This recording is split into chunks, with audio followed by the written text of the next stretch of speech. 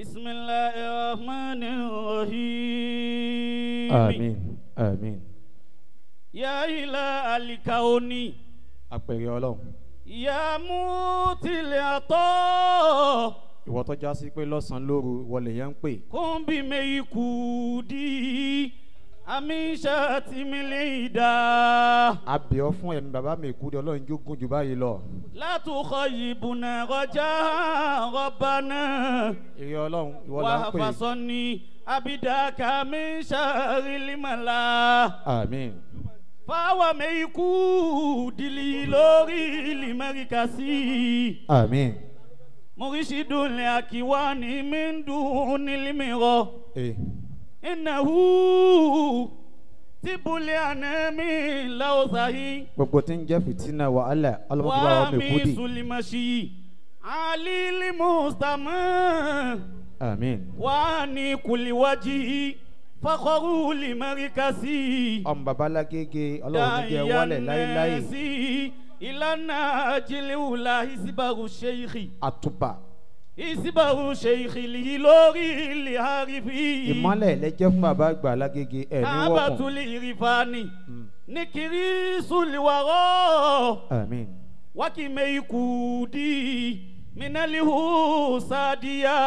Ọlọ́run abiọ́. ربنا بالهاشمي المصطفى. Àfànàbí ọ̀rẹ́ rẹ̀ ànábì Muhammad biọ́ fún wa. وببرهام نياسي لكولكي. Àfi bàbá àgbà ṣé Ibrahim Nìyá sábì biọ́ fún wa. من باول رفاني من نال المنى. Àmín. وببلو sambo akata hunsuri. Bàbá àgbà alákatá fi wá bẹ̀rẹ̀ Olúwa fún bàbá mi kú isimati di. lilẹ̀ ayé gẹ̀ẹ́sán wájìdá. Àmín. wábi ṣe ìkìlẹ̀ abikọ̀rí yìí jìbìtì. Àmín. ádámù limulaki àókùtùbí wà. maoridu zọmọ́ni bábúlẹ̀ àrífì. Àmín. fakọ̀rùnà fílẹ̀ ìlímì zulibari tọ́mọ. Naam. kúnbí mẹ́ikúdi. Ẹ fẹ́ jí sí Ọlọ́run báyìí. wàlá tún sì fìrí bìí. Ọlọ́run ti ń kún yín lánàá tẹ̀ sí jẹ́ tòní náà ní sì jẹ́ láyéláyé. sábàtúlẹ̀ àṣìkáṣí yàrá bàṣàmà wárí àmà ṣèyíkì. Àlékún kẹ́. wárí àmà ṣèyíkì ṣùgbọ́n Àlékún ibà kẹ́. lè mú sí ní. Àmín. nàjìlọ abidi lè kọ́ dirí tí ibùlímọ̀lá. Àmín. bàbá olówó. Olúwa biọ́. bàbá olówó àrọ́bàlẹ̀ alámì. Àmín. sidi ugu fọ̀nà bíjáhì limuntakọ wasalatulahi Àlékún kẹ́. lílẹ̀ Àlékún kẹ́. àdìlíbàṣì. Fanabi wa Muhammad. majarati fífàlákì sàmùsùdùà. Àmín. majarati fífàlákì sàmùsùdùà. bisimilahi kul uwallah. Bismillahirrahmanirrahim. Qul huwallahu ahad. Allahu samad. Lam yalid wa lam yulad wa lam yakul lahu kufuwan ahad. Amin. ولقد كرمنا بني آدم walakodi karamna bani adama. وحملناهم في البر والبحر وعملناه في البر والبحر. ورزقناهم من الطيبات ورزقناه من الطيبات. وفضلناهم على كثير ممن خلقنا تفضيلا. وفضلناه على كثير ممن خلقنا تفضيلا. أكي الله الله أكبر. أسيا نبوة محمد صلى الله عليه وسلم. èyí tí kò ní tẹ́ mi lọ́rùn láàyè yìí Allah. òun ni kí àfúnsì Oyèmí àti Sírù kẹ́ mọ́ gbọ́n tí mo fẹ́ wí. Allah. mo darí kíkí àti kíkì sọ́dọ̀ ọlọ́lá wa bàbá ọba ìlú Ìlọrin. Sheikhu. kò sọ́mọ Ìlọrin láàyè yìí ni. Sheikhu. ẹja wíbẹ̀ lẹ́ẹ̀kan sí i. Sheikhu. bàbá mi àgbà Shehu Labib. Adamallahu hayata. ẹ̀yin nìkan ni ẹ̀sìn àṣà wa nílọrin gbogbo ọmọ Ìlọrin tí ń bẹ lẹ́yìn ẹ̀ ṣe ṣéwù. ṣéèkù. ẹ̀yọ́ nílùú Ọlọ́run níjọ́ bàjẹ́ fún yín. àmín. ní kálímà kan bá ní àmàdìbò kọ́múkọ́mú sàmánì. àmàdìbò kọ́múkọ́mú sàmánì. sàmánì.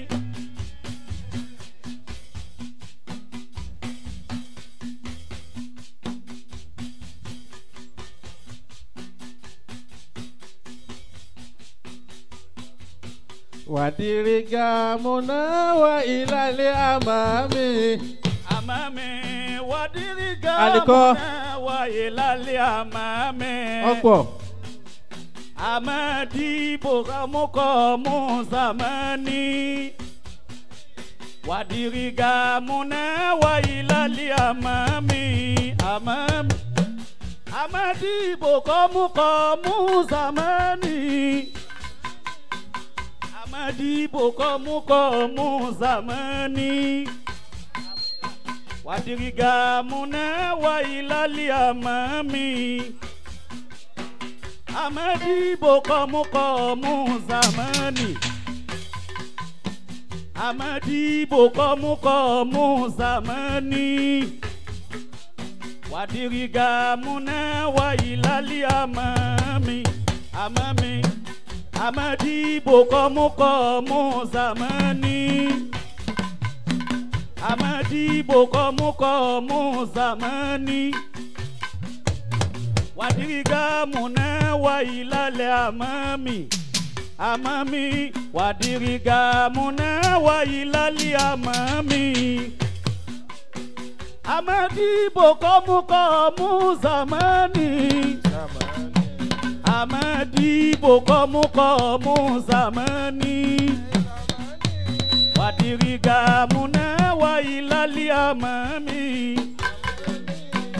Amadibo kamukomu zamani. Amadibo kamukomu zamani. Wadiriga muna wa ilali amami. Wadiriga muna wa ilali amami. Amadibo kamukomu zamani. Amadibo kamukomu zamani. Wadiriga muna. Wadiriga muna. Wadiriga muna wa ilali amami. Amadibo kamukomu zamani. Wadiriga muna wa ilali amami. Ìgbà tí à ń kí bàbá ọba ìlú Ìlọrin lọ́wọ́. Ṣéèkù. Ní bàbá wa gbà àfa gbà láti ilé ńlá ní ìlú Ìbàdàn. Bàbá wa gbà Kílápá. Adamallahu hayatahu. Ọlọ́mọsàjárí yín pẹ́. Àmín. Ọlá àwọn ẹni Ọlọ́run. Àmín. Ọlá àwọn tẹ́ gbalé fún. Àmín. Ẹ ní máa padà sí aburú. Àmín. Bàbá wa gbà Sheikhul Labib. Adamallahu hayatahu. Maulana Sheikhul Labib. Adamallahu hayata. Ẹ tí ju tọdún yìí síta. Allah. ń tọdún kan àtàbọ̀ bọ̀ báyìí. Ẹ ju nǹkan kan sí gbòòrò gbogbo ayé lọ kárí. Allah. Bá ní mútàjìmájìmáwù. Mútàjìmájìmáwù. Bàbá Lágbàjì ti dé. Bàbá Lágbàjì ti dé. Uwa mi sàṣàhà. Uwa mi sàṣàhà.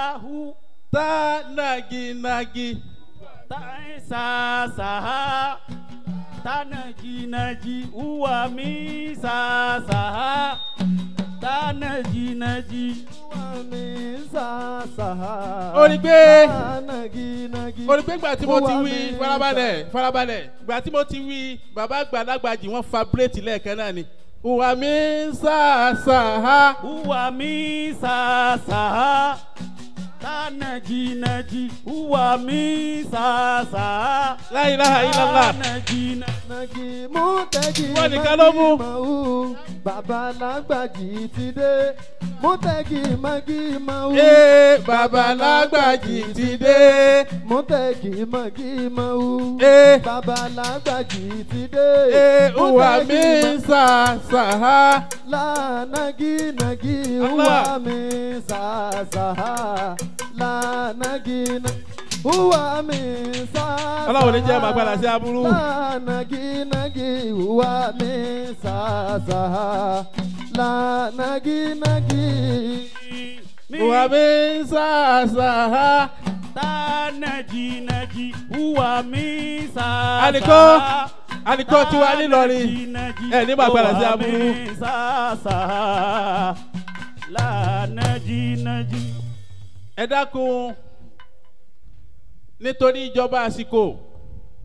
Hayyakumullahu. Mo ti kí bàbá wa gba kí lápá.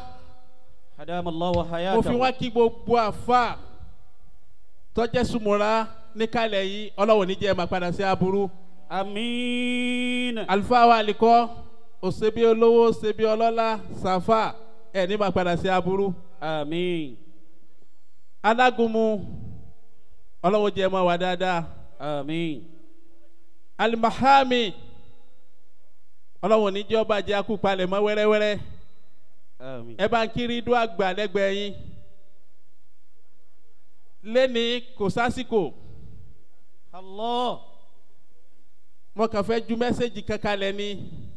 Ẹni tí ń pín ó yẹ yìí stop ẹ̀ lásìkò yìí. Bàbá wa Labib Hadamallahu hayatahu. mi fẹ́ jí ó pẹ́. Ọ̀kan náà àwọn àfáàgbà kọ̀mọ́ndà tí ń jẹ́ Alámàdúnìyè Allah. àfáàwà Samahshari. Òun lọ sọ̀rọ̀ kan. Òun náà ni mo fẹ́ fi ṣe òníwàn àdírẹ́sì ọ̀rọ̀ mi láàyè yìí láàrin bí ìṣẹ́jú márùn-ún. Allah. Torí pé àwíyé yìí ọmọ àwọn èèyàn púpọ̀ ni. Samahshari ó ní ṣíkọ́tún baba Labibu ṣíkọ́tún darat li'ajilani. Jadadallahu sihatakum. Ó tún wá dá padà ó ní shinshimatun arrafaha min sahaban. Tí àwíyé bá rí báyìí dákùkú ò níwájú mi àwọn tí mo fẹ́ kọjú sí. Afáwa gbà òsì òyẹ́mí bàbá wa Sirrul Maktum ẹkùṣẹ́. Gbogbo ń tọ́ bá lálẹ́ wù ó ní déédéé bíi ti egbò rẹ̀ bàbá wa Kílápá ń tọ́ bá lálẹ́ wù egbò rẹ̀ ó ní déédéé ti ẹ tuntun rẹ̀ lè hù mọ́. Allah. Àmọ́ tí ọmọ ènìyàn bá lọ tọ́lọ́ sì fọwọ́ sí àlùbáríkà rẹ̀ ọmọ wa káàkiri. Allah. Lóje ń dájú kíkí sọ́dọ̀ àwọn méjèèjì tí mo porúkọ wọn yìí. Ọkùnrin ó kámẹ́rà yìí kó ń bẹ̀. Àfáwọ̀ òsì òyẹ́mí ẹ ṣe ìṣe àwọn ànábì Ọlọ́run tán ti lọ. Allah. Ànábì Ibrahim aleyhi salatu wa salam. Alayhi salatu wa salamu. Ọ̀rọ̀ mi ọlọ́gbọ́n ló lè yé àtòní mímọ́.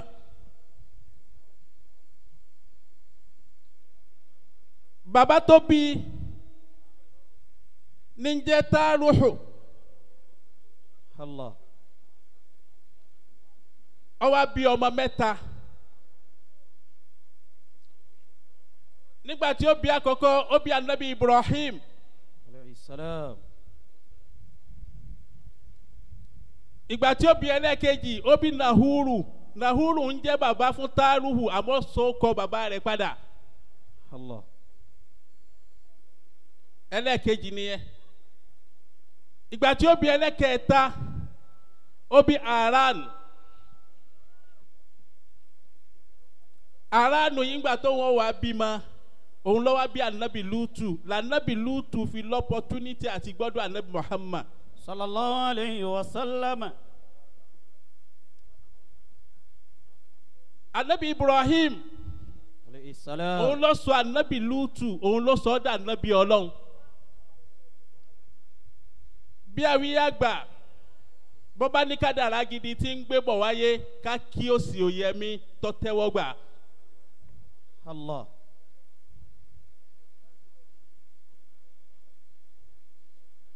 ká kí ẹni tọ́lọ̀ ń kí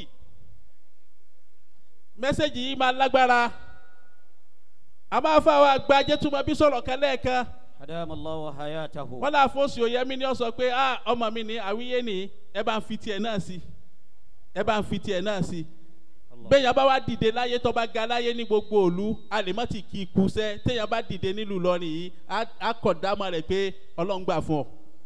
Sharibina sharaba.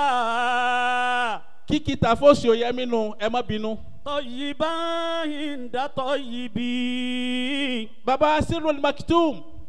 Fadhaka sharabu mi tayyibina. fẹ́ kọ́ ká náà sùn kankan lẹ́ni. Yatibu. mi fẹ́ náà sùn kankan lẹ́ni. mẹ́sẹ̀gì ni. kí Olúwa kó bá wa kí yín. a fi bàbá ọba ìlú Ìlọrin a fi wọ́n kí yín. Sheikhu. ẹ dákun ẹ wí Sheikhu lẹ́ẹ̀kan sí i. Sheikhu. bàbá wa gba kí lágbá. Adamallahu wa hayatahu. ìtì ń jẹ́ Sirul Maktum. Anabi Musa lọ́lọ́run fún. Alayhi salam. Anabi Musa ó wá kọ́ Fatima ẹ̀gbọ́n rẹ̀ láàrin Haruna sí Anabi Musa Fatima níbẹ̀ láàrin wọn.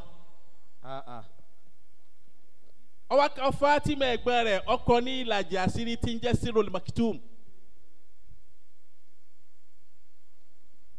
Anabi Musa kọ́ Haruna ọkọ òun náà nílàjì. Allah. ìgbà tí Haruna wá fẹ́ Fatima tí ń jẹ́ ẹ̀gbọ́n Anabi Musa. Alayhi salatu wa salam. Al-Mahami àwọn méjèèjì mínísítà àfáwọn àgbà àrùmíyá Ọlọ́run jẹ́ mọ́ wa dáadáa. Àmín. àwọn méjèèjì wá da àbọ̀ tí wọ́n kọ́ Fatima àti Haruna làwọn méjèèjì dàpọ̀ ni wọ́n sà ní Haruna fi dolówó.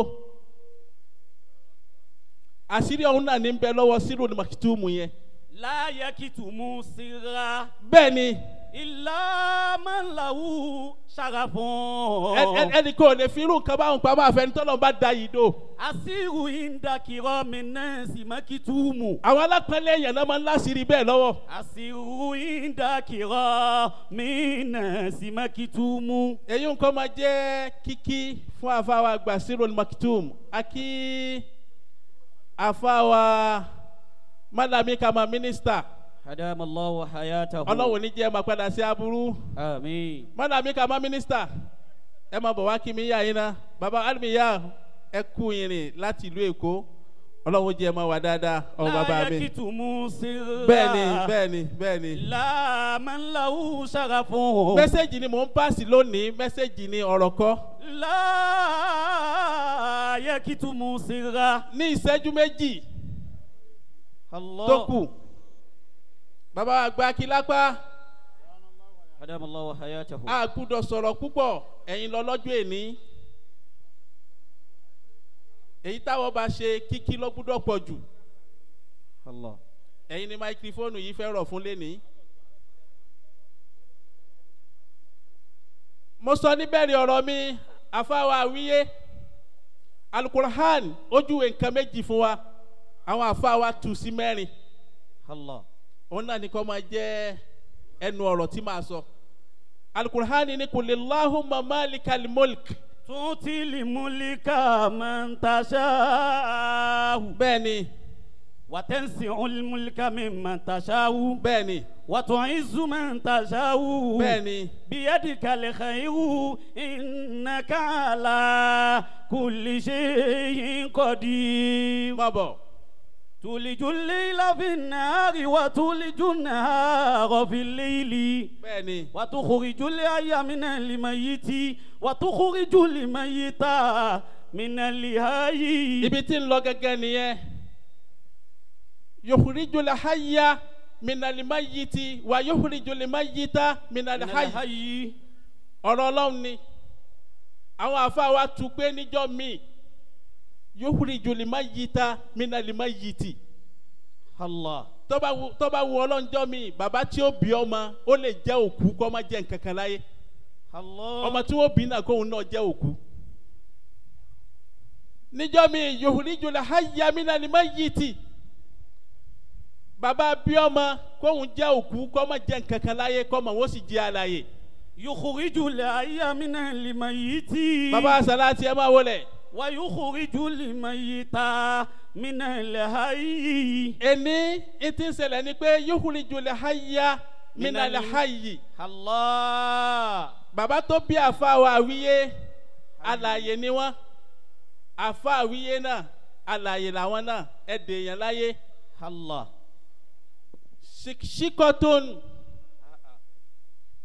shikshikotun darat li'ajilani. Allah. arákùnrin kan ní alimahami nílẹ̀ Lárúbáwá òun ni wọ́n sọ pé ó mọ ọ̀rọ̀ sọ jù òun náà ló mọ nǹkan kọ jù òun náà sọ pé ó ní mímọ̀ jù àwọn èèyàn wá sọ pé ẹ má jò ṣe yín lé mọ́ bí Ajilani bá jẹ́ni tó mọ nǹkan tó sì mọ ọ̀rọ̀ sọ ẹ má jò jẹ́ ìmọ̀ fún yín bàbá rẹ̀ tó bí onímímọ̀ lòun náà. Allah. àfáwọ̀ Àwíyé tí gbogbo ayé bá ń pariwo lónìí pé ó ní Àwíyé ó ní nǹkan mẹ́ta ó ní ráwà ó ní ṣáùkù ó ní ṣájàyí. Allah. ẹ má jẹ́ ó ṣe wá lè mọ̀ bàbá tó bí Àwíyé àwọn làwọn náà dá láhàn bẹ́ẹ̀ tájọ́ ní mímọ̀ bẹ́ẹ̀. Allah. àfa Àwíyé tó bá rí bẹ́ẹ̀ kí lẹ́yìn náà ó ṣe kalẹ̀ fọmọ tẹ́yìn náà bá bí tí òfin ní jásí wípé àwọn tó bí yín jẹ́ èèyàn ọmọ tẹ́yìn bí ò jẹ́ èèyàn subhana rabbika. rabbil izzati amma yasifun wa salamun ẹ ala ní ma padà síbú. rabbil alamin. àfa àwọn àgbà Sheikh wa Maikudi àwọn ni wọ́n bá wa sọ̀rọ̀ tán nísìnyí tí wọ́n ń pè ní hakimu lẹ́nu ọ̀tọ̀ ní hakimu ọ̀tọ̀ ní adib ọ̀tọ̀ ní alim lẹ́ẹ̀kan náà tí mo dúró sẹ́gbẹ̀ẹ́ wọn wọ́n sì ti rí i pé àsìkò ti tó náà nù ni ṣé kìí sì ṣe pé ní tí wọ́n sọ ní ọ̀pọ̀ ńlẹ̀ Allah. ibi tí wọ́n gbà wọlé náà ó jẹ́ àmọ̀ pé ní ó pọ̀ ńbẹ̀ àmọ́ bójú ọjọ́ ti rí ló jẹ́ kí wọ́n ṣe é báwọn bàbá Maikudi ọba tó sẹ́yìn ló dìdí látàná wa ọlọ́mọdé dàbọ̀ láyéláyé. àmín ya Allah. ọlá títóbi Ọlọ́run. àmín. nísìnyí